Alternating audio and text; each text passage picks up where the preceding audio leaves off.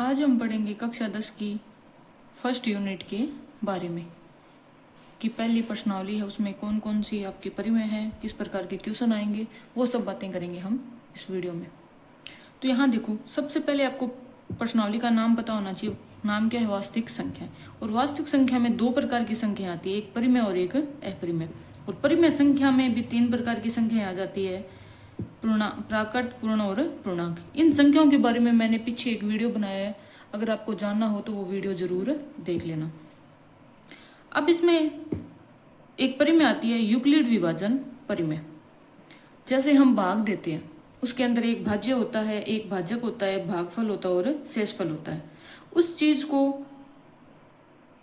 किस परिमेय के द्वारा बताया गया था? यूक्लिड विभाजन परिमेय, कि एक भाज्य को भाजक, भागफल और शेषफल के रूप में कैसे लिख सकते हैं। तो यहाँ मैंने परिभाषा लिखी है, किन्हीं किसी भी दो धनात्मक पूर्ण संख्याएं, कौन सी संख्या होनी चाहिए आपके पास? पूर्ण संख्या। ए और बी के लिए ए बराबर बी क्यू प्लस में आर, और आर का मान 0 से बड़ा हो सकता है, बराबर हो सकता है, लेकिन बी से क्या होना चाहिए? छोटा। यानी जो भाजक है, जिसका भाग कर रहे हैं, वो उससे हमेशा आर का मान क्या रहना चाहिए? छोटा। यहाँ ए है भाज्य, जिस संख्या में भाग लगाना है, बी है भाजक, जिस संख्या से भाग लगाना है, क्यू है भागफल, भाग करने के बाद जो उत्तर आता है, आर है शेषफल, भाग करने के बाद जो बच जाए। अब यहाँ पे एक ट्रिक है कि आप बी क्यू आर कैसे याद रखोगे। तो यहाँ बी क्यू आर नियम से आप याद रख सकते हो। ABCD में देखो, ए सबसे पहले आता है, तो ए बराबर क्या रहेगा? उसके बाद में क्या आता है? बी, फिर क्या आता है? क्यू, फिर क्या आता है? आर। तो इस तरीके से आप याद रख सकते हो, ए बराबर बी क्यू आर नियम। ठीक है, ए का मतलब भाज्य, बी का भाजक, क्यू का भागफल और आर का शेषफल। तो इस प्रकार आप यूक्लिड विभाजन परिमेय को देख सकते हो। अब आपको ये देखना हो कि भाग कैसे करते हैं, तो जैसे मैंने, अब हम बात करते हैं उदाहरण की। तो यहाँ देखो, जैसे मैंने उदाहरण लिया है 16 में भाग देना है मेरे को 5 का। तो यहाँ आप देखोगे कि अगर मैं 16 में 5 का भाग देती हूँ तो कहाँ तक जाएगा? 3 तक। 15 माइनस किया 1, तो यहाँ जो 16 है वो तो आपका है भाज्य। क्या है? भाज्य, जिसे क्या बोलते हैं? ए। और जो 5 दिख रहा है उसका भाग दे रहे हैं, तो क्या हो गया? ये भाजक। क्या हो गया? भाजक, जो क्या है? बी। और जो क्यू है वो होता है भागफल, यानी जो आपका उत्तर आया है, उत्तर कितना आया है? 3, इसे बोलते हैं भागफल। और आर जो शेषफल है, जो आपका नीचे बचा है, कितना मान है? 1, इसे बोलते हैं शेषफल। तो इस प्रकार आप इस परिमेय को अच्छे से समझ सकते हो। जैसे मैंने एक और एग्जांपल लिया नीचे 20 को लिख सकते हो 5 गुणा 4 प्लस में 1। तो ये हो गई आपकी यूक्लिड विभाजन परिमेय। तो इस प्रकार आप इस परिमेय को देख सकते हो अच्छे से, यूक्लिड विभाजन परिमेय को किस प्रकार हम लिख सकते हैं भाग करके। नेक्स्ट आती है आपकी फंडामेंटल थ्योरम ऑफ अर्थमेटिक, जिसे जो आपकी गणित की 10th की जो बुक है उसके अंदर परिमेय दी हुई है आपकी 1.1। ठीक है, तो यहाँ इस फंडामेंटल थ्योरम ऑफ अर्थमेटिक को हिंदी में बोलते हैं मौलिक अंक गणित परिमेय।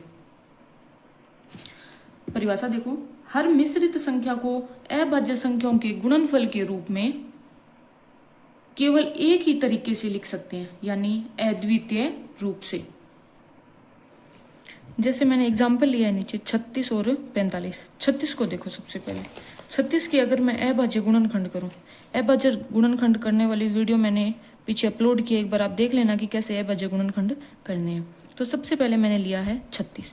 तो 36 का सबसे पहले अभाज्य गुणनखंड का मतलब होता है, थोड़ा सा मैं बता देती हूँ, कि आपको अभाज्य संख्या के रूप में इस संख्या को लिखना होता है। यही आपकी क्या है? परिमेय। तो देखो, अभाज्य संख्या 2, 3, 5, 7, 11 इस प्रकार होती है। तो सबसे पहले यहाँ देखो, ये लास्ट में क्या है? 6। तो इकाई का अंक क्या है? 6। इसका मतलब इसमें किसका भाग जाएगा? 2 का। 2 का भाग दो, 2 एकम 2, 1 असील 16, 8 दुए 16। फिर 18 में भी 8 है, 8 में 2 का भाग जाता है, तो इसमें भी किसका जाएगा? 2 का। कहाँ तक? 9 तक। 9 में 2 का भाग नहीं जाता, तो आगे वाली संख्या पे चलो आप, कौन सी है? 3। तो 3 का भाग 9 में जाता है, कहाँ तक? 3 तक। फिर 3 में 3 कहाँ तक? 1 तक। ठीक है, तो इस प्रकार आप क्या कर सकते हो? अभाज्य गुणनखंड। तो तो अब 36 को आप लिख सकते हो 2 गुणा 2 गुणा 3 गुणा 3। ये कौन सा रूप है आपका? अभाज्य गुणनखंड रूप। ठीक है, अब देखो अद्वितीय क्यों बोला है? अब मैं 36 के मान लो गुणनखंड इस हिसाब से कर दूं कि 36 में सबसे पहले मैं भाग 3 का ही दे दूं, उसके बाद में मैं 2 का दूं, उसके बाद में 3 का, उसके बाद में 2 का। तो अद्वितीय इसलिए बोला है कि आप 36 को चाहे ऐसे लिखो 2 गुणा 3 गुणा 2 गुणा 3, चाहे 36 को आप ऐसे लिखो 2 गुणा 3 गुणा 3 गुणा 2, 36 को चाहे ऐसे लिखो 2 गुणा 2 गुणा 2 गुणा 3 गुणा 3 गुणा 2 गुणा 2। तो अब देखो अद्वितीय का मतलब ये होता है कि चाहे आप गुणा करोगे ना तो मान क्या आएगा? सेम। अद्वितीय रूप है। अब देखो 2 को आगे लिखो या पीछे लिखो, बात तो एक ही है। ठीक है, तो इस प्रकार कहा गया है कि 36 को चाहे अभाज्य गुणनखंड के रूप में 2 को आगे पीछे कैसे भी लिख दो, मान हमेशा कितना रहेगा? 36 का 36 ही। तो ये कौन सा रूप हो गया? अद्वितीय। आगे पीछे लिखने से मान में परिवर्तन नहीं होगा, इसे बोलते हैं अद्वितीय रूप। तो इस प्रकार आप 36 के क्या कर सकते हो? अभाज्य गुणनखंड। इसी प्रकार किसके कर सकते हो? 45 के। ठीक है, तो ये तो आपकी परिमेय हो गई फंडामेंटल थ्योरम ऑफ अरिथमेटिक, जो आपकी 10वीं की किताब में है, परिमेय 1.1। अब आती है परिमेय 1.2, जिसे मैंने लिया है, थोड़ा आपको समझाती हूँ मैं। यदि p एक अभाज्य संख्या है, p कैसी है? अभाज्य संख्या। यदि p a स्क्वायर को विभाजित करती है तो p a को भी विभाजित करेगी, जहां a एक धनात्मक पूर्णांक है। इस पर मेरे को मैं समझाती हूँ आपको। इसने ये बोला है कि आपके पास p एक अभाज्य संख्या है। मान लिया मेरे पास कितनी है? 2 अभाज्य संख्या है। अब इसने बोला है कि p a स्क्वायर को विभाजित करती है। a स्क्वायर के रूप में आप किसी को भी ले लो, a स्क्वायर के रूप में आपको मान लिया मैंने ले लिया 16, तो a स्क्वायर 16 है तो a कितना हो जाएगा? 4। कितना हो जाएगा? 4। अब देखो इसने क्या बोला है, यदि p a स्क्वायर को विभाजित करती है, p 2 a स्क्वायर कौन सा है? 16, तो 16 को आपको पता है 2 का भाग दोगे तो कितना आएगा? 8। तो पूर्ण विभाजित कर रही है कि नहीं कर रही? तो ये परिमेय बोलती है कि अगर स्क्वायर को विभाजित करिए तो सीधे मान को भी क्या करेगी? विभाजित करेगी। देखो अब देखो a स्क्वायर का मान 16 है तो a का मान कितना आ गया? 4। तो अब देखो क्या 4 में 2 का भाग जाता है? पूरा पूरा जाता है। कितना आएगा? 2।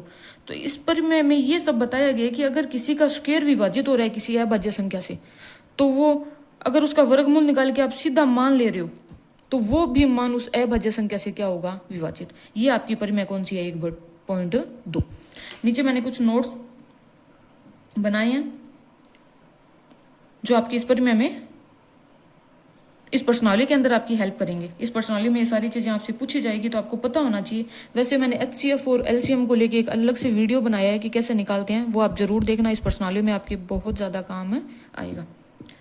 तो सबसे पहले मैंने बात की है HCF, जिसे बोलते हैं महत्तम समावर्तक, और LCM जिसे बोलते हैं लघुत्तम समावर्तक। तो देखो HCF का मतलब होता है कि संख्याओं में प्रत्येक उभयनिष्ठ अभाज्य गुणनखंड की सबसे छोटी घात, सबसे छोटी घात। 2 संख्याएं आपको दे दी, उनमें कॉमन कौन सा मान है? उभयनिष्ठ को बोलते हैं कॉमन। कॉमन कौन सा मान है वो आपका क्या रहेगा? HCF। अब आता है LCM, संख्याओं से संबद्ध प्रत्येक अभाज्य गुणनखंड की सबसे बड़ी घात। यानी LCM के अंदर वो मान आएंगे कि आपने गुणनखंड किए हैं, सारे गुणनखंड आपको एक साथ लेने हैं और गुणा करके उनका क्या निकालना है? HCF। आगे हम जब सवाल की बात करेंगे तब हम देखेंगे उसमें HCF और LCM कैसे निकालते हैं। अब मान लो आपके पास 2 संख्याएं दी गई है, A और B, जो क्या है आपके लिए? धनात्मक पूर्णांक।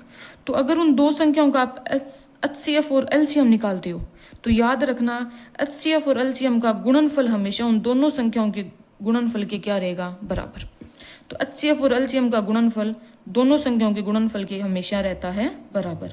अब अगर आपके पास 3 संख्याएं दे दी, यहाँ तो कितनी थी? A और B 2 ही थी। अब अगर 3 संख्याएं दे दी A B C, तीनों धनात्मक पूर्णांक है, तो HCF और LCM का गुणनफल कभी भी बराबर नहीं होगा तीनों संख्याओं के गुणनफल के। ठीक है, तो इस प्रकार ये फंडामेंटल थ्योरम HCF और LCM के बारे में मैंने आपको बताया, बेसिक जानकारी दी, और ये चीजें आपके काम आएगी 10th में। तो इस प्रकार हमने आज HCF LCM इनके बारे में मैंने बताया। ठीक है, तो अगर आपको वीडियो अच्छा लगा हो तो लाइक और अपने दोस्तों के साथ शेयर ज़रूर कीजिएगा ताकि उनको भी पढ़ने में और समझने में हेल्प मिले। और आपको पता है 10th बोर्ड की क्लासेज है, तो आपको अच्छे से पढ़ना है। Best of luck.